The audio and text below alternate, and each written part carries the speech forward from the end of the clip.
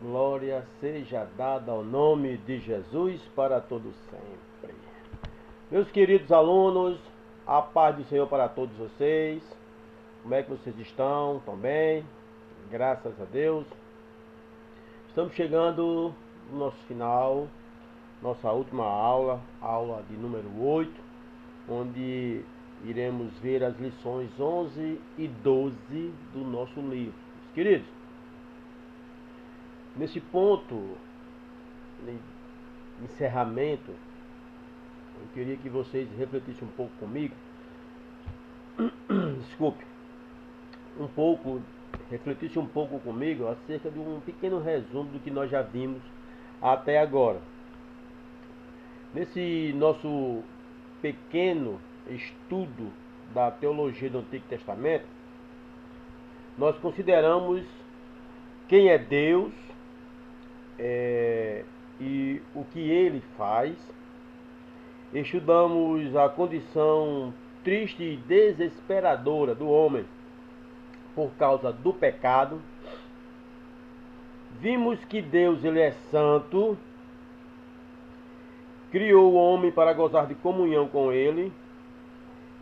Vimos também que aos seres humanos foi dado a oportunidade de aceitar a comunhão que Deus estava oferecendo e desfrutar dela. Mas como nós vimos, o primeiro casal preferiu dar ouvidos à sedução de Satanás e não a Deus, acabou perdendo essa comunhão que tinham com Deus, e a consequência da entrada do pecado, a morte veio a todos nós seres humanos. Ali mesmo, ainda no Éden, o Senhor iniciou o seu plano de redenção para nós seres humanos, ou para o homem. Ali o primeiro homem e a primeira mulher ouviram dizer da esperança de uma redenção futura, através da divina promessa de um sacrifício que seria oferecido pelo descendente da mulher. Gênesis capítulo 3, versículo 15. A história do Antigo Testamento, a partir daquele momento, revelou de forma gradativa a identidade desse descendente da mulher de Gênesis 3 e 15. Primeiro, os filhos de Jacó foram escolhidos pelo Senhor como a nação pelo qual este descendente viria. A seguir, a tribo de Judá e, na sequência, a família de Davi foram indicadas por Deus na revelação mais clara do Messias vindouro. Até, porém, que viesse o Messias, Deus estabeleceu o sistema sacrificial mosaico como forma de encobrir a culpa pelo pecado, para que o homem pudesse renovar sua comunhão com o Senhor. Pois é nessa revelação do sistema sacrificial que encontra-se o alicerce do plano divino da redenção, conforme descrito nas páginas do Antigo Testamento.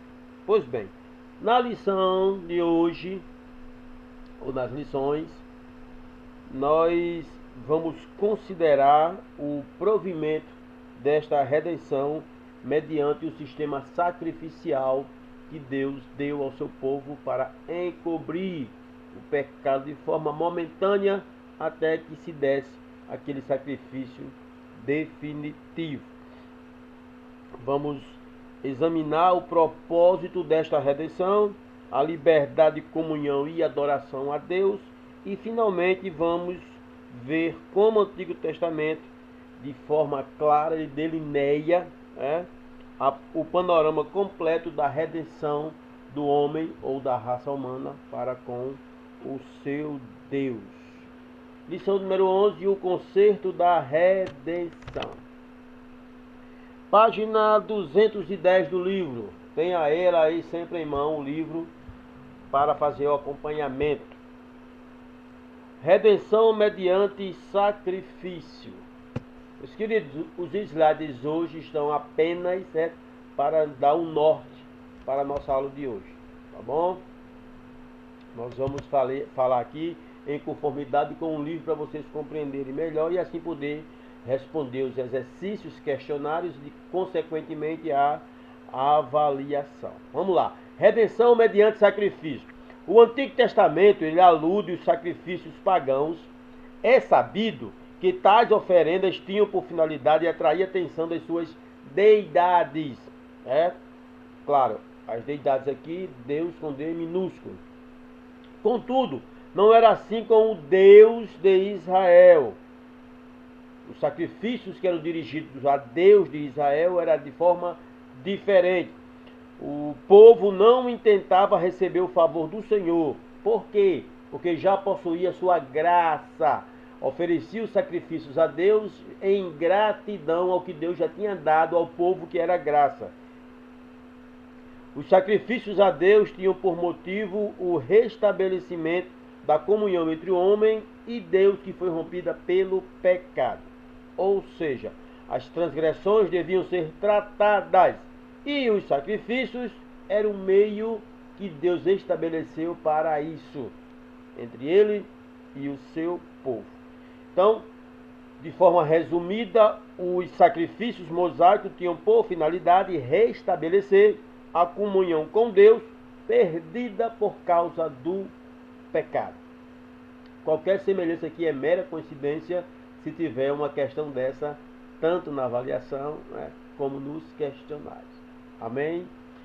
Bom, segundo, a cobertura vicária do sacrifício. A premissa elementar dos sacrifícios do Velho Testamento era a cobertura vicária substitutiva. Funcionava assim, mais ou menos assim. O animal oferecido era dado o sacrifício em lugar de quem o oferecia.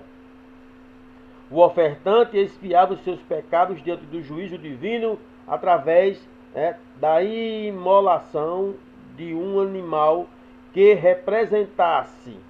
Olha, o homem levava o animal e aquele animal que era imolado, sacrificado, representava aquela pessoa que estava oferecendo. Como assim? Era uma transferência. Os erros, pecados, tudo, as mazelas do homem eram transferidos para o animal que era sacrificado, e a culpa e a morte do ofertante ia para o animal, e quando o animal era morto ou imolado, o ofertante ficava de forma que não tinha mais a culpa por aquilo que foi oferecido com o animal, certo? Era uma forma de transferência. Onde é que nós encontramos isso no texto sagrado? Levíticos, capítulo 17, versículo 11. Diz assim a narrativa bíblica: porque a alma da carne está no sangue, pelo que vos tenho dado sobre o altar para fazer expiação pelas vossas almas. Porquanto é o sangue que fará expiação pela alma. Então, meus queridos, aqui o Senhor declara que o sacrifício do animal era o meio de expiarem-se os pecados do homem. Substituição, transferência. Essa era a modalidade. Ou seja, a penalidade era paga na íntegra pelo sacrifício substitutivo. Tá certo?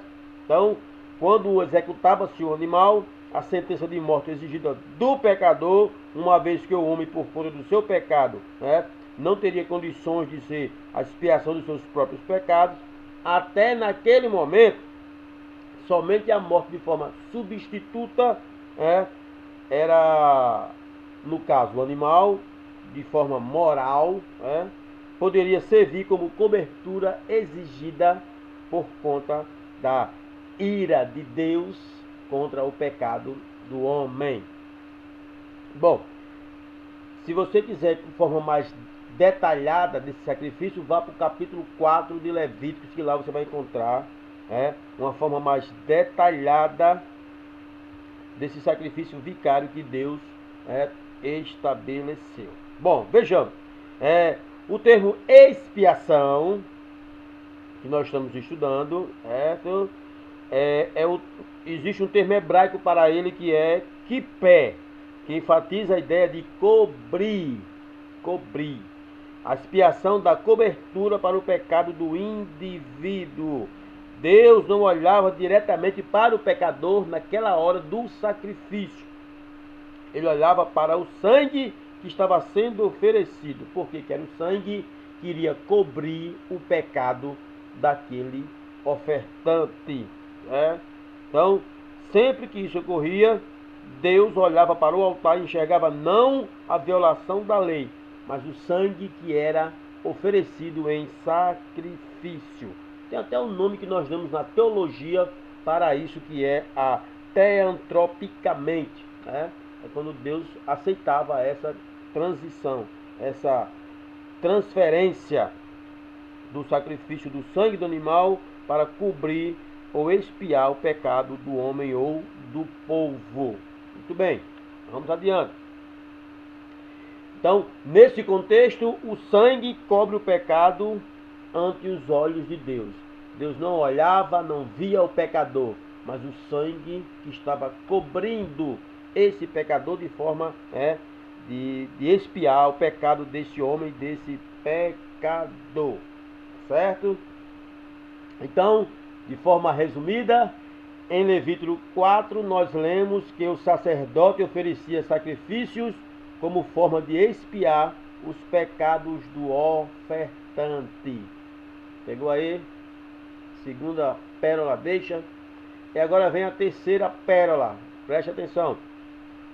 O caráter vicário dos sacrifícios significava que ele substituía o ofertante na sentença de morte. O animal sacrificado morria em lugar do ofertante. A pena de morte decorrente do pecado era paga pelo substituto. Quem morria era o animal e não o homem pecador. Ok? Amém? Glória a Deus. Vamos adiante. O sacrifício vicário substituto o ato de impor as mãos. Os sacrifícios se faziam acompanhar por dois atos simbólicos que muito ajudarão a compreender corretamente o princípio da expiação vicária que nós acabamos de falar. Qual é o primeiro ato simbólico? É quando o ofertante apresentava seu sacrifício ao sacerdote e colocava sua mão, ele impunha as mãos sobre a cabeça do animal. Imposição, nesse caso, pode ser traduzido por apoiar. Apoiar a mão na cabeça do animal. E por meio deste ato, o ofertante indicava que transferia o seu pecado ao animal sacrificado. Quando ele apoiava a mão na cabeça do animal, o pecado do homem estava sendo transferido simbolicamente para o animal. O animal era imolado e o sangue desse animal é que servia para cobrir, expiar o pecado do homem. O segundo ato simbólico que nós temos aqui acontecia no dia da expiação. Após o sacrifício do primeiro animal, presta atenção aí na imagem que tem dois animais, certo? Depois do sacrifício do primeiro e a aspersão do sangue sobre o propiciatório, o sumo sacerdote voltava-se para o segundo animal. Ele era colocado diante do sumo sacerdote, que impunha as mãos sobre a cabeça. A seguir, o animal era levado para o ermo, para fora do local sagrado e solto para nunca mais voltar. Então, esse Yom Kippur, Yom Kippur, desculpa, nós falamos que esse bode é chamado do bode da expiação. Um era morto, sacrificado, o sangue era aspergido no propiciatório, e o outro, que era o emissário, ele era jogado para fora dos muros da cidade. Davam a ele a opção dele ir embora, de estar livre, mas nunca mais poderia voltar. Simbolicamente, nós vimos aqui, esse animal quando saía, é como se o pecado do povo fosse arrastado para fora do meio dele. A ira de Deus contra o pecado fosse arrastado para fora do meio do povo. Neste caso, mais uma vez, de forma simbólica, o povo estava coberto pelo sangue e livre do pecado das mazelas, por conta deste sacrifício. Então, esse princípio da expiação vicária é a substituição do pecador por outra pessoa que sofre em seu lugar as sentenças pelos delitos cometidos. Então, quando chegar no Novo Testamento, nós vamos ver que de fato, Cristo Jesus se fez, esse cordeiro se fez, esse animal, ele se colocou no lugar do animal, fez o sacrifício, derramou o seu sangue, só que dessa vez não mais cobriu o pecado. Ele purificou o pecado do homem com o seu sangue redentor. Mas vamos falar isso em outra matéria. Vamos nos ater apenas a esse princípio da expiação vicária ou sacrifício dos animais que acompanhavam esses dois atos simbólicos. Colocar as mãos na cabeça do animal, e o segundo é que o animal, os dois animais, um era morto e o outro era solto. Um era seria ser sacrificado, imolado, morto, e o outro seria solto. O bode da expiação e o bode emissário. Então, a verdade ensinada no ato simbólico do bode emissário e do bode expiatório era de que, assim como o bode emissário era levado ao deserto para nunca mais voltar, assim também era o pecado para o qual o sacrifício fora feito, era removido de Israel de forma definitiva. Certo? Olha aí a quarta deixa, a quarta pérola para vocês. Os sacrifícios de perdão e comunhão. Agora sim, meus queridos, nós temos aqui na página 212 a parte, tem essa parte aqui, a parte do sacrifício de perdão e comunhão. Como se dava isso? O princípio do sacrifício vicário estava no, vamos dizer assim, no âmago do sistema sacrificial mosaico. Lembrando que esse sistema mosaico foi estabelecido por Deus, certo? Os vários sacrifícios evidenciavam a morte de um substituto. Então nós temos aqui na página 212, certo? Que esses sacrifícios são listados no livro de Levítico, para que nós possamos compreender esse princípio da substituição, que tanto operava na lei mosaica.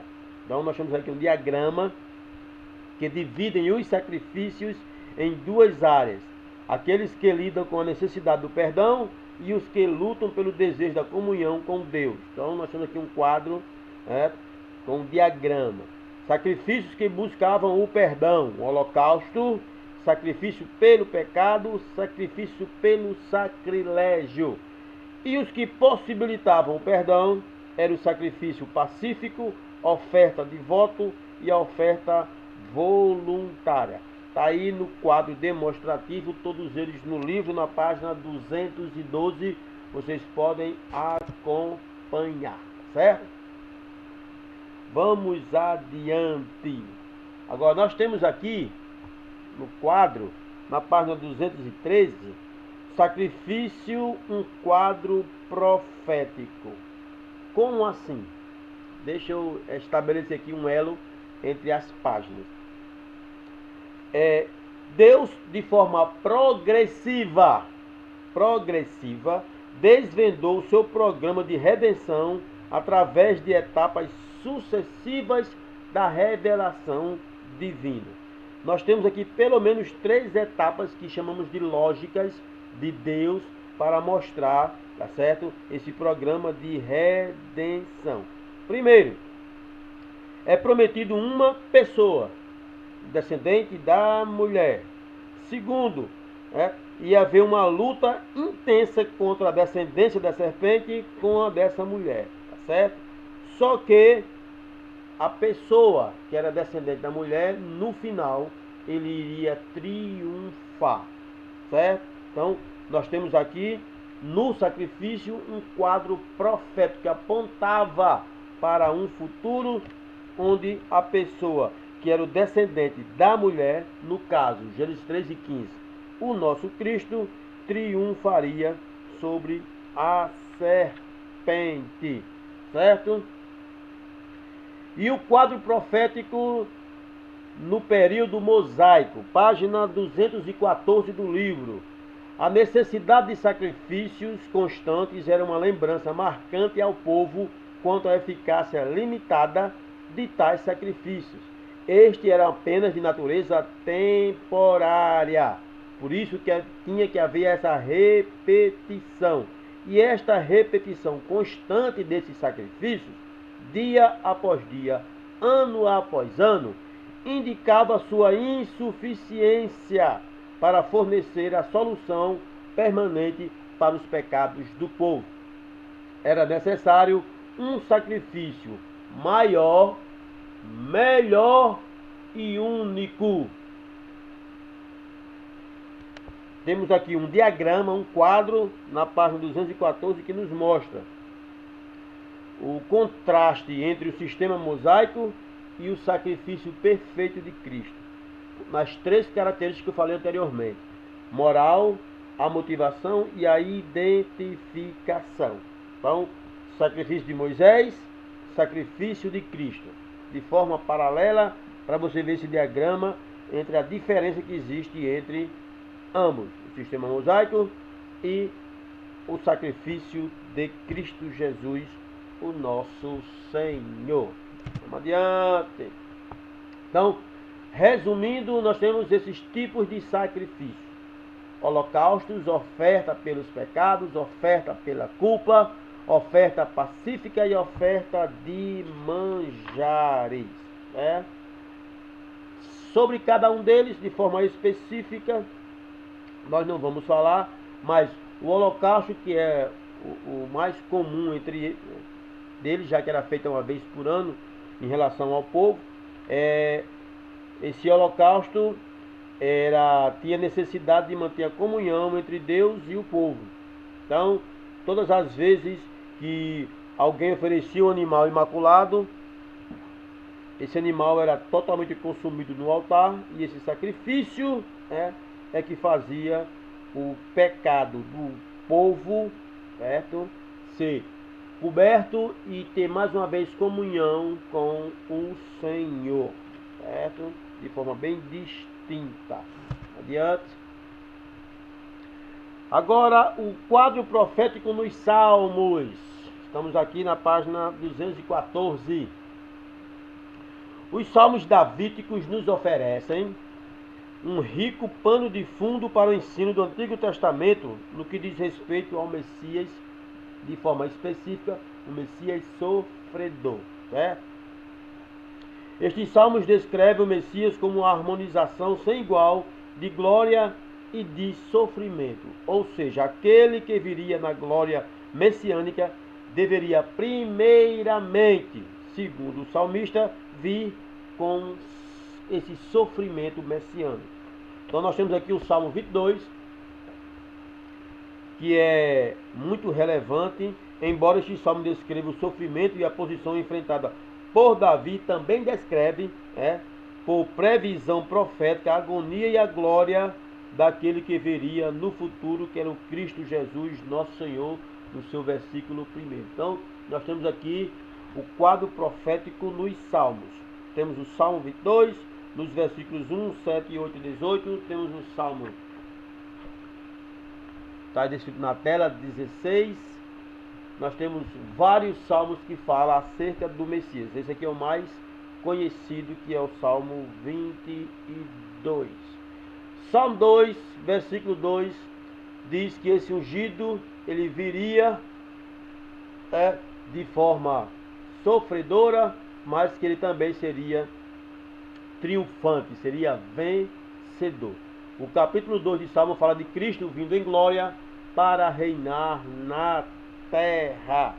Ainda na parte 214 vocês vão ter um questionáriozinho básico para mostrar a referência do Salmo e a sua efetiva realização profética em Mateus capítulo 27, quando Cristo bradou na cruz dizendo: Deus meu, por que me desamparastes?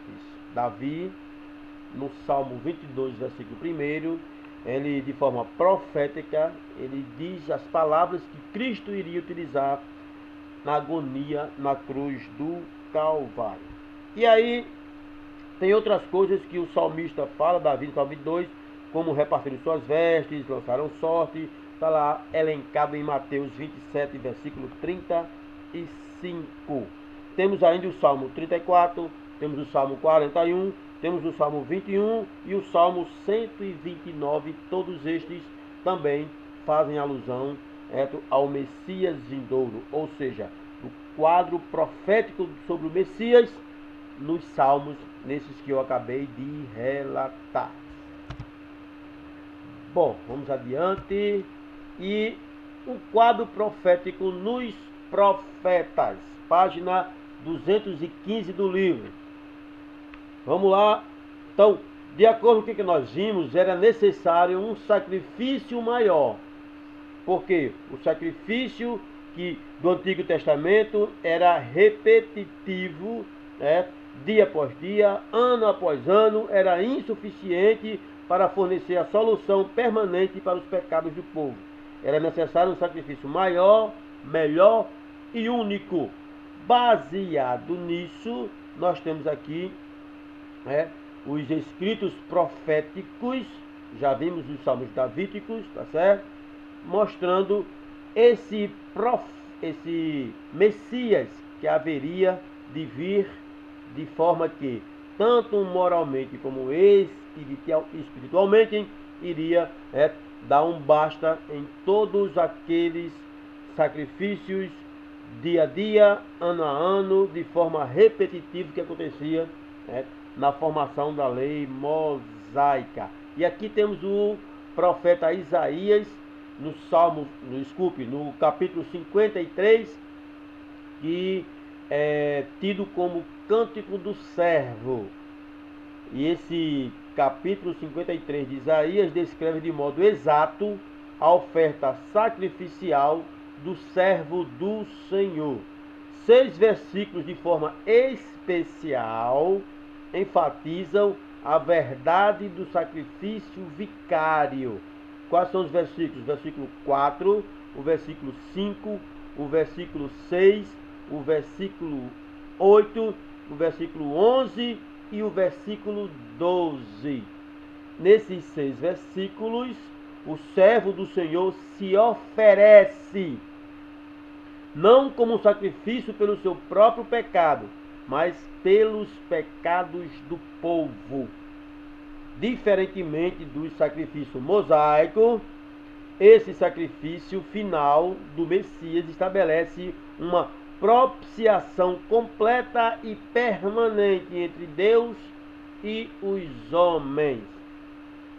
Depois de oferecer o sacrifício, o Messias é exaltado na sua glória, como comprovação de que essa oferta pelos pecados de uma humanidade perdida é totalmente aceitável por Deus, o nosso Senhor. O versículo-chave do profeta Jeremias a respeito desse Messias sofredor está no capítulo 31, versículos 31 ao 34. Porque nesses versículos contém um novo concerto. Nós vamos ver isso mais adiante, com mais propriedade nesse concerto no final da lição, ok? Nesse capítulo 31, a menção da renovação do concerto entre o Senhor e o seu povo. A fortaleza dessa nova comunhão se achará no fato do perdão do pecado no dia da expiação. Então, esse novo concerto, Deus não somente perdoará os pecados de Israel, como também se esquecerá desses pecados de Israel. 31 e 34 de Jeremias. Porque lhes perdoarei a sua maldade e nunca mais me lembrarei dos seus pecados. É óbvio, certo, que a profundidade de semelhante perdão dependerá de um sacrifício que ultrapassará todos os sacrifícios mosaicos. Ou seja, será o sacrifício a ser oferecido pelo Messias, desse quadro profético. E por fim, ainda dos profetas, nós temos o profeta Zacarias, no capítulo 10, no capítulo 12, versículo 10, que diz assim, sobre a casa de Davi, que o Espírito da graça e de súplicas olharão para mim, a quem transpassaram, e o plantearão como quem planteia por um unigênito, e chorarão amargamente por ele, como se chora pelo primogênito. Vimos isso na lição 8, certo? É só relembrando aqui a vocês. Na lição 8 nós vimos que esse Messias possuía atributos da deidade. Então Zacarias está falando acerca desse Messias que iria sofrer, que iria padecer, mas que ele, certo, iria ser reconhecido como o Messias que tinha essa deidade inerente a ele. Bom, agora, falando nessas promessas acerca desse Messias, tanto no Gênesis, tanto nos Salmos, tanto nos profetas, né? Só tem de forma bem resumida, ele é a pessoa que foi prometida como descendente da mulher. Essa pessoa estará envolvida em uma luta intensa contra a descendência da serpente. Através do seu sofrimento, o descendente da mulher triunfará. Né? Então, de forma bem resumida, na promessa contida no Gênesis 13:15, praticamente fala acerca deste Messias. Nós temos aqui os sacrifícios mosaicos e o sacrifício messiânico, na página 216. Também vamos passar por ela para não estender muito o nosso vídeo de hoje, certo? Vamos adiante. Nós temos aqui na página 217, a comunhão e o tabernáculo. E aqui, meus queridos, um dos temas teológicos mais grandiosos que nós lemos no Antigo Testamento é justamente a presença de Deus entre o seu povo, de forma bem notória. Então, é uma coisa formidável que nós vemos no Antigo Testamento. E Israel se distinguia das demais nações pelo fato de Deus, o Deus de Israel, habitar com ele Israel. Então estava em evidência isso das demais nações. Olhava para Israel e via que o Deus de Israel habitava no meio de Israel. Era uma coisa bem interessantíssima isso que acontecia.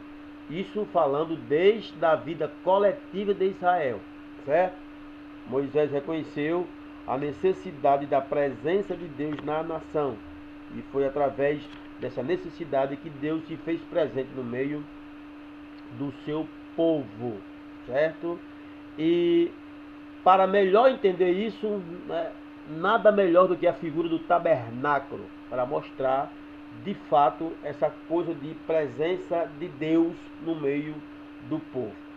Pediu Deus para que Moisés construísse essa tenda, está aí no quadro, no slide. Tinha a finalidade de ser o enfoque central da vida política e espiritual de Israel. Ou seja, através do tabernáculo, Deus estava presente com o seu povo na manifestação específica da sua glória, da sua santidade.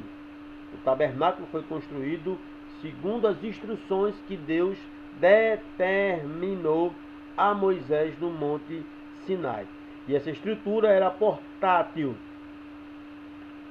Ela tinha esse significado espiritual para o povo de Deus no Antigo Testamento, tá certo? E para todas as eras posteriores também. Beleza? O tabernáculo, ele tinha outros nomes. Página 218 e 219. Pelo menos 4 nomes hebraicos o tabernáculo era conhecido no Antigo Testamento. Primeiro, tabernáculo como habitação. Isso, tabernáculo como habitação. Can. Esse nome do tabernáculo enfatiza a presença de Deus, ou seja, Deus estava com o seu povo. Era também chamado de tenda da congregação, Ohel Moed. Deus não somente estava presente no tabernáculo, como também está ali para encontrar-se com o seu povo. A glória de Deus, que fora vista de longe no Monte Sinai, passou a habitar entre o povo, não simplesmente como uma demonstração dessa glória divina, mas também para o Senhor ter comunhão com o seu povo, para que houvesse a reciprocidade. Esse tabernáculo também era conhecido como o tabernáculo do testemunho. Deus viera visitar o seu povo, por isso foi dado este nome ao tabernáculo. O testemunho da lei não tratava simplesmente dos padrões comunitários e das responsabilidades do povo, mas da sua comunhão com Deus. Deus visitou o seu povo, Deus estava no meio do seu povo, estava presente no meio do povo. E por fim, esse tabernáculo também era conhecido como santuário. O tabernáculo era sim um santuário, um lugar santo. Ele foi projetado, construído conforme um sistema de acesso cada vez maior à presença de Deus, que é o lugar santo dos santos, ou lugar santíssimo, como alguns chamam, onde somente o sumo sacerdote entrava uma vez por ano no dia da expiação. Essa disposição foi planejada para conscientizar o povo acerca da perfeição e da santidade de Deus. Qual era a estrutura desse tabernáculo? Tinha o átrio externo, onde ficava o altar do sacrifício. Ninguém podia aproximar-se da presença de Deus sem um sacrifício. Então, toda aproximação de Deus por parte do homem devia ser feita mediante um sacrifício vicário. Tinha o altar do sacrifício, tinha uma pia ou um lavatório, certo? Onde o sacerdote parava para se lavar antes de entrar no santuário. Isso também mostrava que esse sacrifício também deveria ser seguido de santificação. Ok? E não poderia oferecer sacrifício sem essa santificação. Depois nós temos a figura do santuário, que era a segunda divisão do tabernáculo, era reservado para os sacerdotes. Ali, nesse santuário, havia a luz do candeeiro, que eles ministravam na presença de Deus a favor da nação. Tinha esse candeeiro, era a única forma de iluminação que existia no santuário.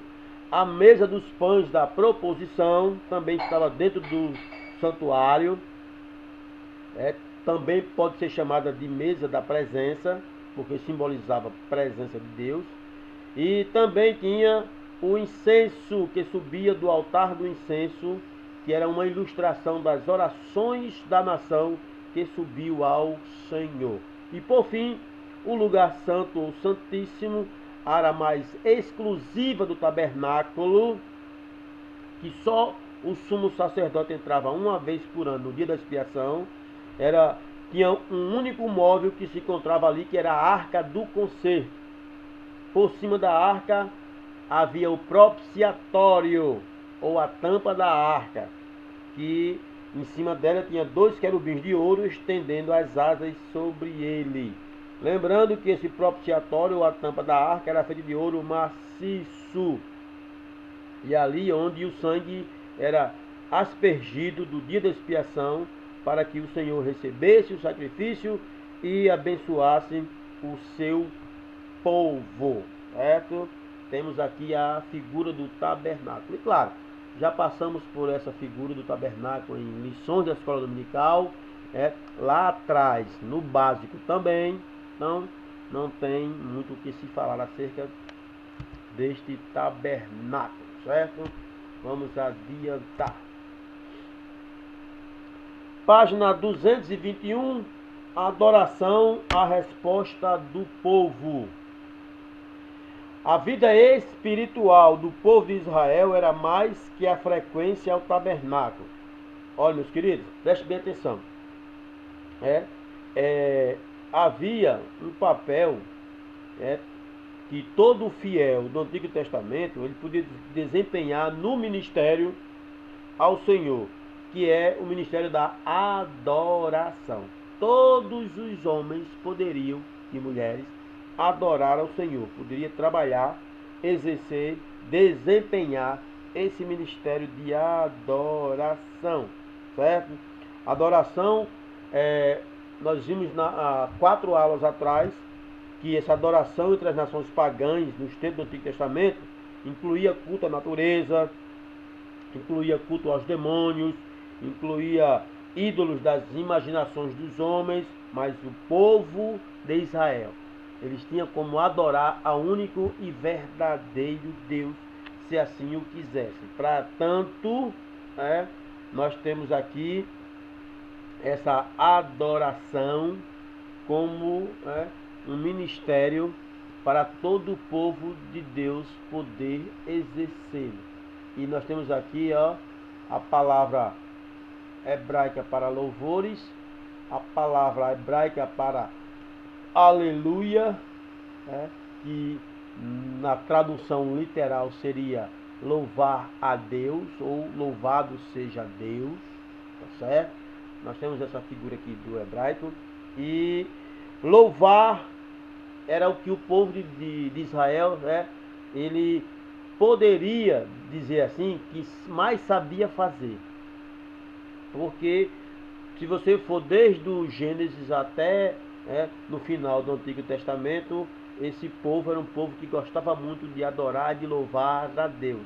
Tanto é que tem o grande halal, que é louvar, gloriar-se em celebrar.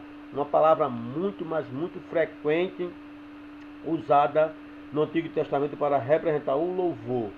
Quando é combinada com a palavra Já ou Jeová, forma uma palavra universal de adoração que está aí na tela, que é aleluia, que é a junção das palavras Já e Halá. Juntando as duas, nós temos aleluia. Aportuguesando, nós temos aleluia. Essa palavra enfatiza a grande alegria de dar louvores a Deus, certo? Então, na página 222 nós temos isso. Na página 222 nós temos aí no finalzinho dela o uso da palavra para compreender melhor esse aleluia ou halal já. A motivação para o louvor, Deus é digno dele. As consequências do louvor, aí o povo tinha mesmo, certo? Que era a alegria, libertação, terapia espiritual. E os participantes do louvor, todo o povo de Deus, todos os necessitados, toda a criação, as gerações futuras, todos, indistintamente, podia participar deste louvor a Deus. Certo? Então, só recapitulando, nós temos algumas palavras do hebraico que servem como base para louvar ou glorificar ao nome do Senhor. Na página 233, nós temos ainda a palavra iada, o louvor com gratidão. Louvor a Deus por quem Ele é, louvor a Deus pelo que Ele faz, louvor a Deus pelo que Ele fará. Tudo isso com os respectivos livros, capítulos e versículos do texto sagrado para ilustrar todo esse louvor com gratidão ao nosso Deus. Tem ainda as palavras barak, significa ajoelhar-se, abençoar, louvar, saudar. Temos ainda a palavra todá. Essa palavra significa ações de graça. E a palavra terrelazama, cantar e tocar instrumentos musicais, cânticos de louvor que eram entoados nos tempos de bênçãos, mas também nos tempos de desgraça nacional, de aflições pessoais. A palavra zamar envolve a ideia de cantar louvores ao Senhor com acompanhamento de instrumentos musicais. E aqui nós temos, meus queridos, o final da lição 11. E a lição 12, ela trata do relacionamento entre os testamentos. E aqui, meus queridos, eu queria chamar a atenção de vocês pelo seguinte, bem rapidinho. Deixa eu adiantar aqui esse slide para vocês saberem. Nós temos uma ideia equivocada da importância do Antigo Testamento para o Novo Testamento. Muitas pessoas pensam que o Antigo Testamento não tem mais importância. Para nós só basta o Novo Testamento. E essa perspectiva, essa visão está equivocada. Certo? Deixa eu colocar aqui o slide que mais nos mostra de forma segura como deve ser o pensamento. O Novo Testamento, ele está enxertado no Antigo Testamento. Portanto, é como se fosse uma continuidade com ele. Nós temos o Antigo e o Novo Testamento. Continuidade, tanto histórica, como teológica, temática e redentora. Preste atenção, certo? Não há interrupção histórica nenhuma entre os testamentos. Muito embora nós temos, certo, aquele período conhecido como o período do silêncio profético, certo? Quando você chega lá em Malaquias, há uma interrupção de 400 anos até o livro de Mateus. Antigamente, as nossas Bíblias, quando terminava o Antigo Testamento, antes de começar o Novo Testamento, tinha 4 páginas em branco. Antigamente, as Bíblias tinham 4 páginas em branco, quando terminava o Antigo Testamento para iniciar o Novo. Que cada página simbolizava um século. 4 páginas, 4 séculos, ou seja, 400 anos. 400 anos de silêncio profético. Hoje em dia não se importam mais com isso. Hoje em dia não tem mais nada que separa o Antigo e o Novo Testamento nas nossas Bíblias. Mas isso antigamente tinha uma simbologia muito importante para nós, porque nos mostrava esse silêncio profético. Mas, voltando para cá, é uma continuidade histórica, teológica. A teologia do Antigo Testamento serve de base para o Novo Testamento. Onde é que nós temos isso, professor Valdo? O livro de Hebreus é uma forma clássica de nos mostrar isso. Tem uma continuidade temática. Os grandes temas da Bíblia continuam. Do Antigo continuam no Novo Testamento. E uma continuidade redentora. A redenção se revela. Jesus veio cumprir o plano da redenção no sacrifício final pelos pecadores. Então não existe essa coisa de abolir, não examinar mais o Antigo Testamento, ao contrário. O que Cristo Jesus veio fazer, ele veio corrigir um pequeno probleminha, é porque os fariseus não tinham o que fazer, eles acrescentaram à lei muitos preceitos, muitas coisas que tornava dificultoso qualquer pessoa seguir a lei. Jesus veio simplesmente fazer isso, retirar esses acréscimos legalistas e esses emaranhados que se somavam à lei mosaica e que não tinha serventia nenhuma para ajudar, e sim para atrapalhar o ser humano a se envolver com a lei e se voltar para Deus, tá certo? Lembrando que quando no deserto Cristo Jesus, ele contesta os argumentos fajutos de Satanás, com uma única arma. Qual era a arma que Jesus utilizava? A palavra de Deus. Por 3 vezes, Cristo, usando o Antigo Testamento, dizia: está escrito. E contra a palavra de Deus não tem argumento ou autoridade que sobreponha a ela. Ao contrário, certo? Jesus estava declarando a autoridade que tem o Antigo Testamento na vida das pessoas, tá certo? Toda a escritura, diz o apóstolo Paulo escrevendo a Timóteo, é inspirada por Deus. Então, quando você vai para o Novo Testamento, ele dá uma ênfase muito forte, muito grande ao Antigo Testamento. Quer ver? Pedro, na sua segunda epístola, ou carta, né, universal, 2 Pedro, capítulo 1, versículo 21, ele mesmo diz, certo? Até assim, de forma personificada, ele fazia isso da escritura do Antigo Testamento. As profecias não tiveram origem na vontade humana, diz Pedro, mas foi falada por homens da parte de Deus e orientados pelo Espírito Santo do Senhor.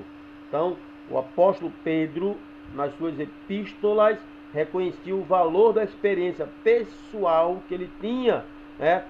Testemunha ocular da glória do Senhor, de Cristo. A experiência da revelação obtida pelo apóstolo tem grande valia espiritual, tá certo? Mas ele cita o Antigo Testamento, sim, também, como outros homens de Deus do Novo Testamento. Por exemplo, Paulo. Paulo, ele nas suas cartas, nas suas epístolas, ele cita muito o Antigo Testamento.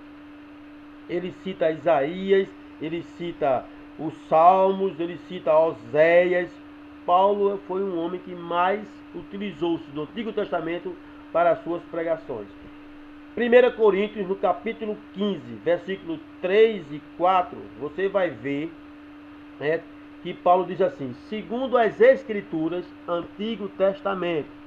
Paulo diz assim: porque primeiramente vos entreguei o que também vos recebi, que Cristo morreu por nossos pecados segundo as Escrituras, e que foi sepultado e ressuscitou ao terceiro dia segundo as Escrituras. Paulo estava citando Isaías, estava citando o Salmo 16, estava citando Oséias capítulo 6, versículo 2, quando diz: ao terceiro dia nos restaurará para vivermos com ele na sua presença. Então Paulo, ele mais do que ninguém citava o Antigo Testamento como muita autoridade, serventia, certo? Para nós que vivemos na graça, que temos o Novo Testamento. Então, repetindo, esse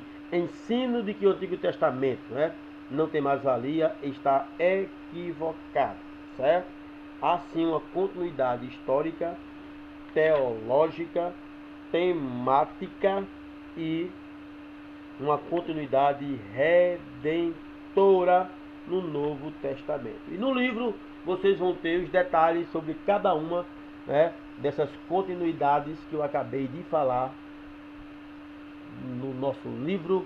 E, meus queridos, estamos encerrando mais esta aula, aula 8, nosso 8º encontro virtual. Quero aqui, desde já, agradecer a todos vocês pela paciência, pela dedicação aos estudos.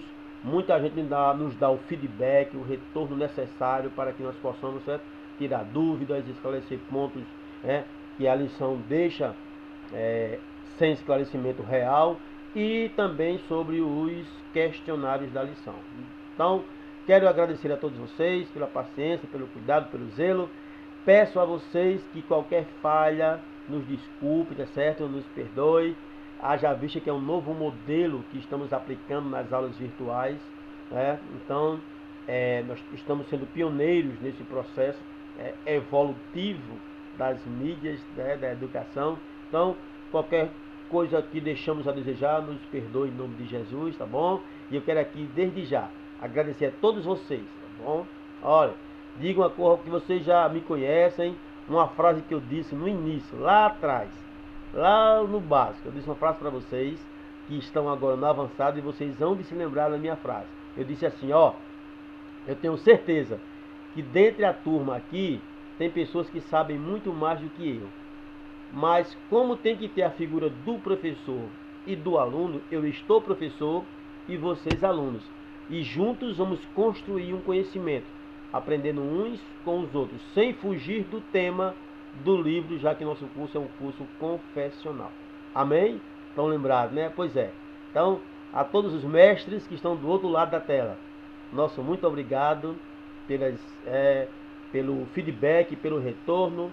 Quando nós estamos lá debatendo no privado, nós aprendemos uns com os outros. Isso tem uma valia muito importante. Você não tem ideia de quanto isso é importante para nós. Então, desde já, agradeço a todos vocês.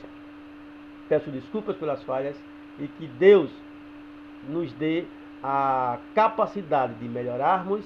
E se num futuro bem próximo nos encontrarmos mais uma vez dessa forma virtual, com certeza com o aprendizado dessa primeira temporada, vamos melhorar um pouco para a segunda, em nome de Jesus. Meus queridos, boa aula, bons exercícios e boas avaliações, tá bom? Não esqueçam do trabalho do final do curso.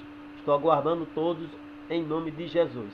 Até breve, um abraço muito forte, a paz do Senhor para todos em nome de Jesus.